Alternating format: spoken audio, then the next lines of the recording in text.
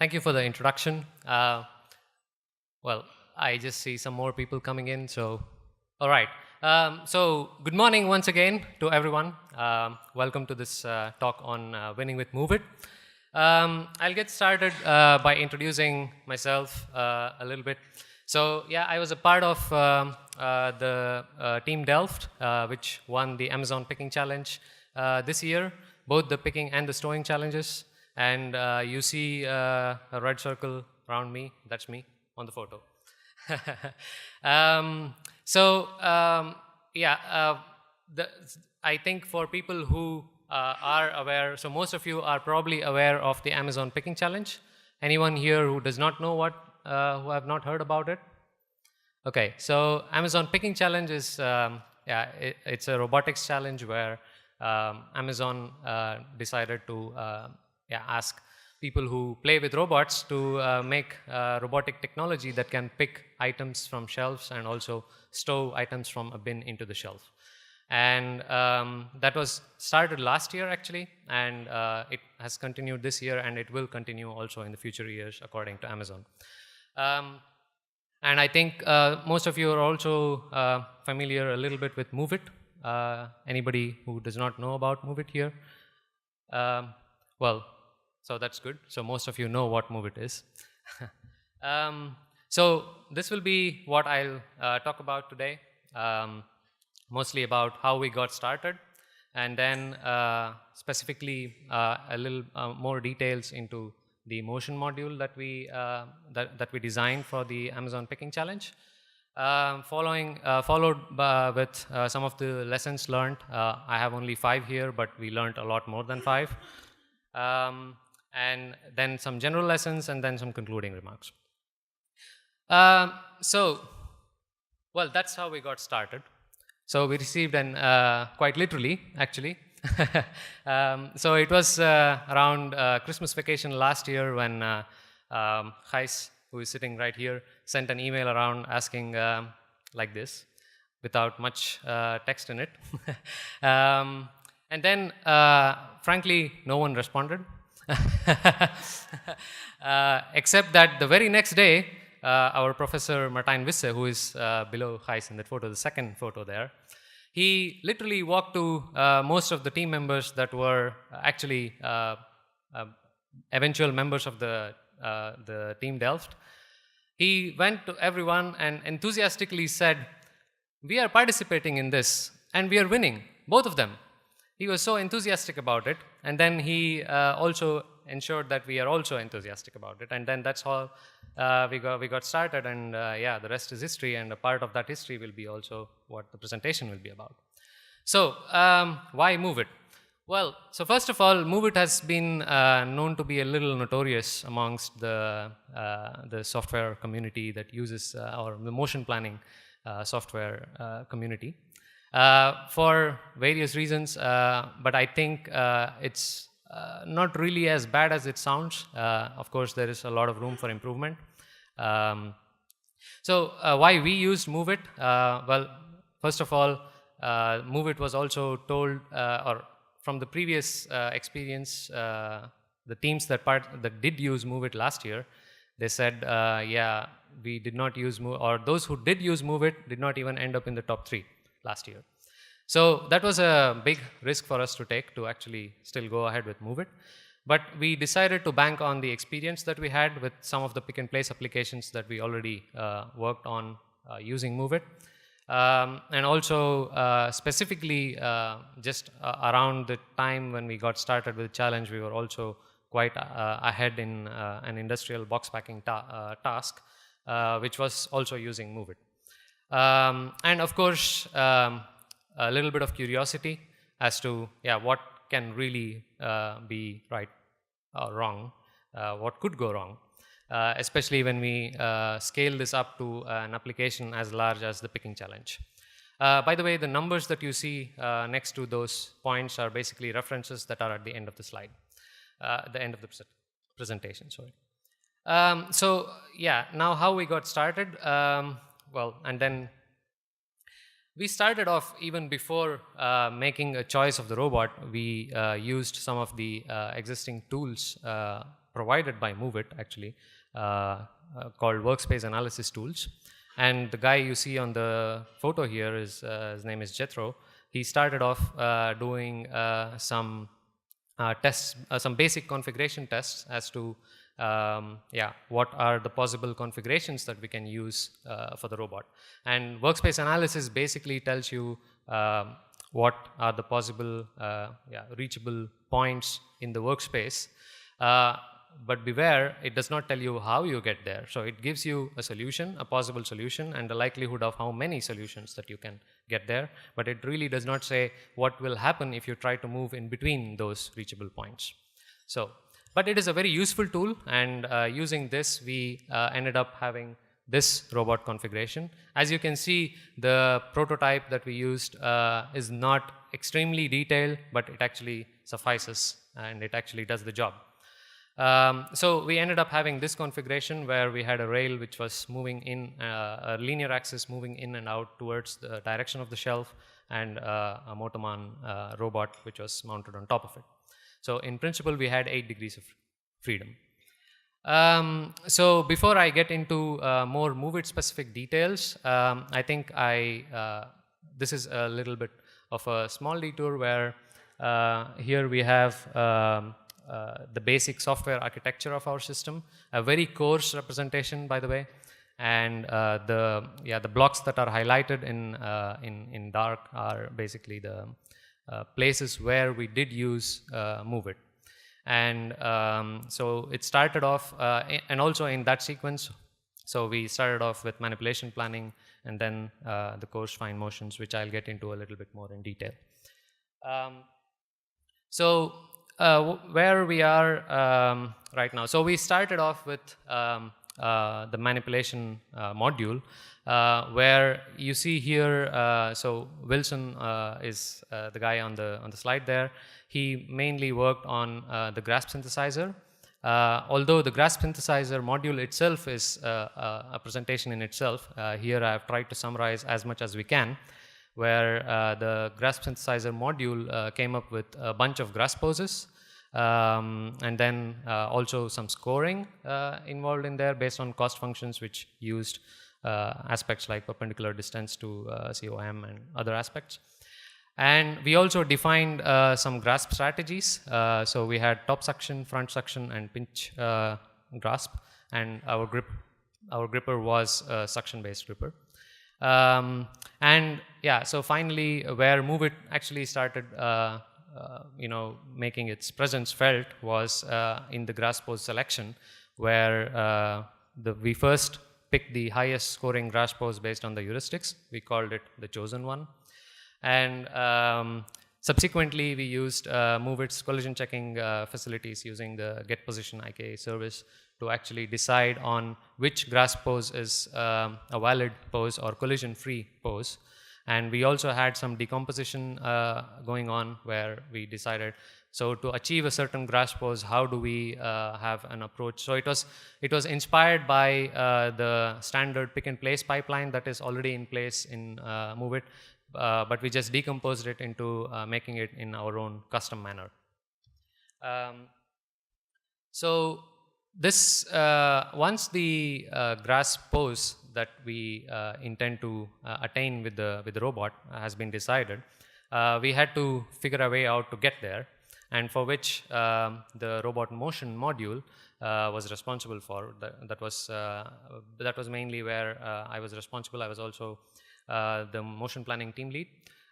So myself and Ruben worked on the robot motion design, where we split the motion strategy into offline motion sort of primitive generation and online motion planning with only for the Cartesian parts. So offline motions, so the coarse motions as we call it, were basically free joint space motions between predefined master poses. So what we decided was the robot has some predefined poses in front of the bins, and also some predefined poses on top of the tote, and some other locations for getting the best camera view, for taking the best images from the shelf and also from the tote. So based on this, we used the a simple RRT Connect planner to plan motions or trajectories, and we actually stored them. We called them trajectory cache, but in hindsight, we should have called it a trajectory database because it was technically not a cache. And then what we also had was the fine motions, where these were primarily linear motions, which were for the approaching of the object and picking it up and retreating. So this was so we also made an assumption here that we will approach and retreat mostly or always in a linear fashion, which was quite a strong assumption, and I think in hindsight probably better strategies can definitely be done. But simple enough, it worked really well for us, and I think so the 2 points that are listed below are pointers to some of the APIs that we used to implement these modules.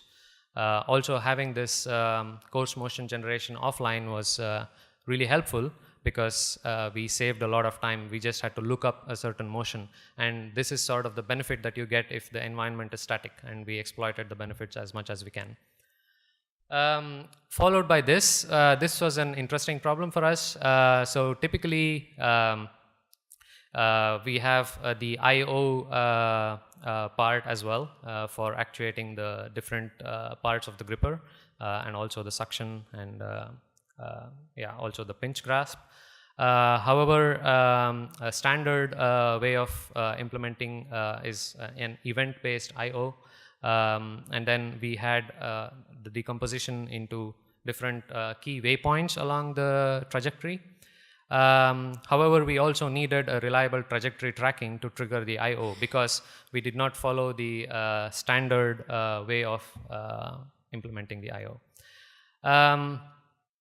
We had to go through some extra implementations by implementing some additional async spinners because at that time, multiple async spinners were not supported.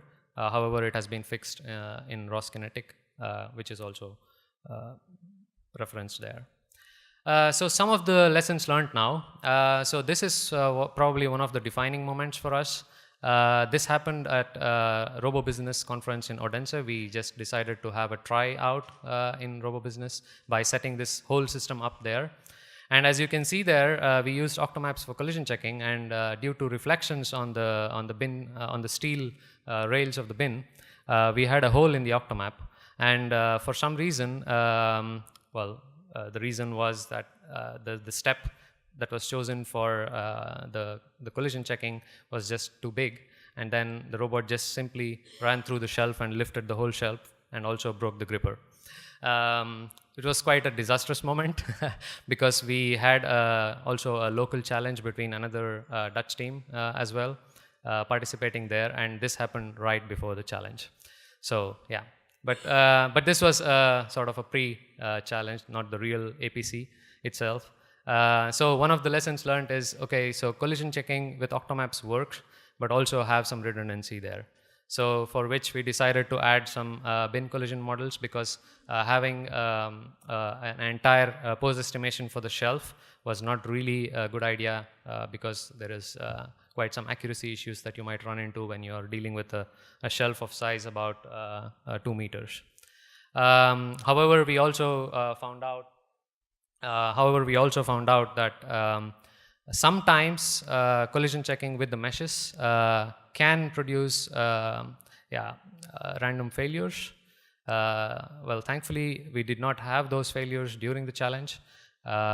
We have been trying to dig into what really is the cause of the failure. Not yet completely successful with that.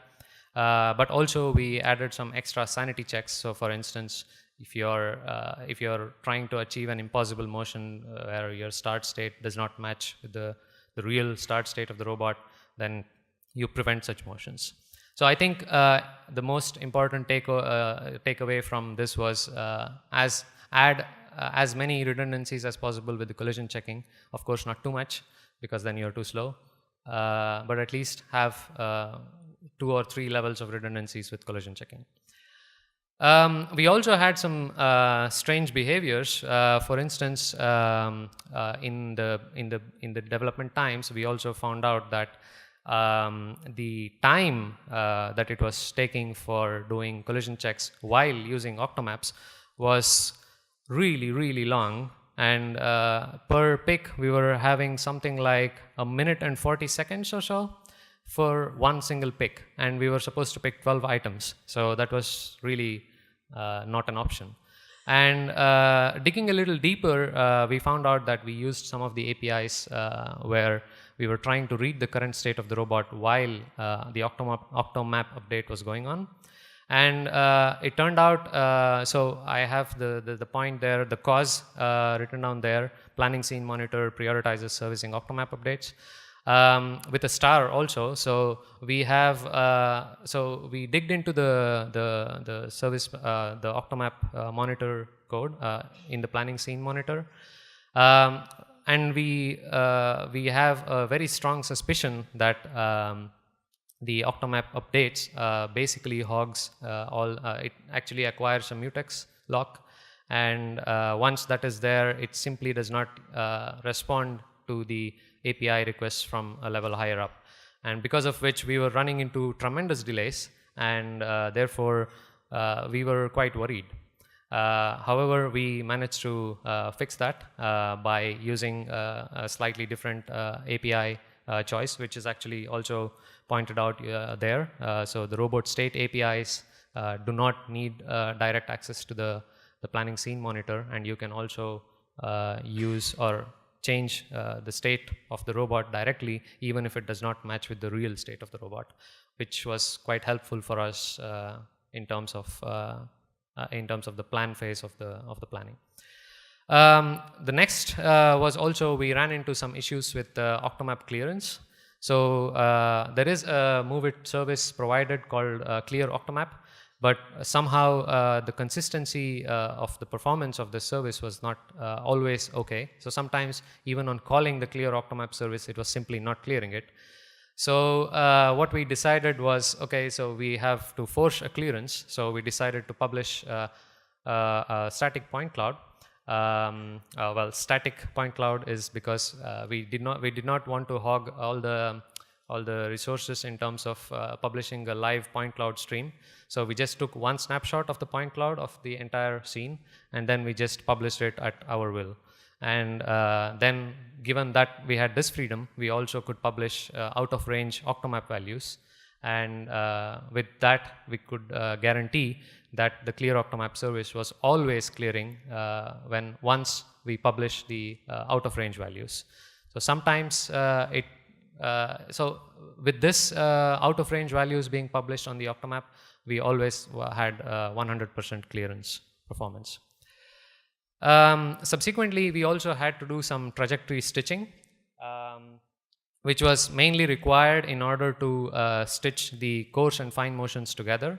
And also sometimes when we use Cartesian, so for the fine motions we used Cartesian path planning, and if the IK solution for a certain Cartesian position does not match the starting position of the coarse motion trajectory, then then we run into driver problems where we have some complaints from the driver. So because of which we also implemented some trajectory stitching, which means we just threw away all the velocity information, stitched all the trajectories together, reparameterized it, and then ran the whole stitch trajectory. And this is also an interesting topic which probably needs further development, how we deal with I/O in MoveIt. So currently we have some indirect approaches, but probably using a better direct I/O interface is something which we should investigate with MoveIt. And some other general lessons are, when we are designing the behaviors, it is always important to have a very clear distinction between the different modules, and provide as many fake components as possible. And then some assumptions. Be sure of your assumptions. Some of the assumption-based quotes are mentioned there. which do not literally were said that way, but have been modified for this audience. And then this is one of the conclusions we have. So how MoveIt is designed to be used is a plugin based tool, and how we used it is basically made it in multiple ways. I do have some couple more slides, but I think I'm out of time. So thank you for your attention. There are some more interesting videos I can show you if you are interested. Thanks.